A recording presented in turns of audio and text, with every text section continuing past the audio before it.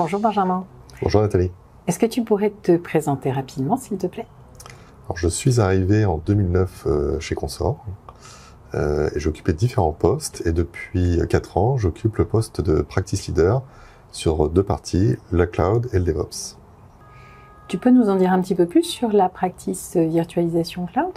On a des activités historiques qui étaient l'hébergement, donc qui aujourd'hui sont majoritairement représentées par la partie virtualisation.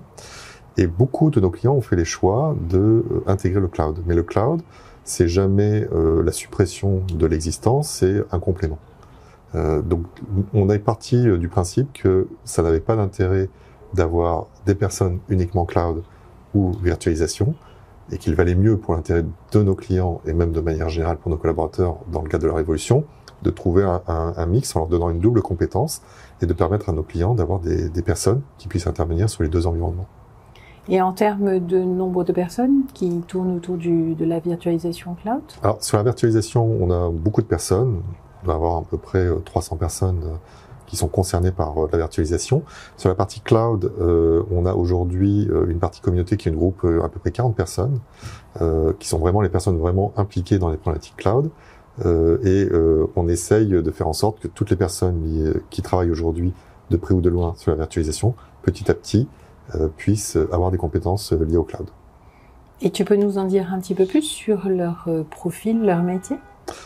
Ce sont des ingénieurs qui sont soit des architectes, des architectes qui vont intervenir plutôt dans la mise en place, dans la mise en œuvre.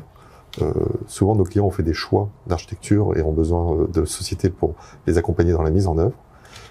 Et ça peut être aussi des profils qui sont plus dans l'admin de ces plateformes et quelque part dans l'évolution de ces environnements d'hébergement pour que les équipes de développement et les équipes des opérations puissent agir au quotidien. D'accord. Et tu as évoqué l'évolution des personnes qui étaient impliquées dans la virtualisation vers le cloud. Globalement, on parle de quoi comme type d'évolution dans cet environnement virtualisation cloud? Alors, l'évolution, elle est déjà... il y a un aspect purement technologique, hein, ça évidemment. Il y a quand même une très grande différence entre la partie virtualisation et cloud. C'est vraiment un gap, et donc il y a ce gap à passer. Il y a aussi la gestion au quotidien, c'est-à-dire que lorsqu'on est dans des environnements virtualisés, on est quelque part proche de ces infrastructures qui sont propres. Dans le cloud, quelque part, l'aspect infrastructure vous échappe.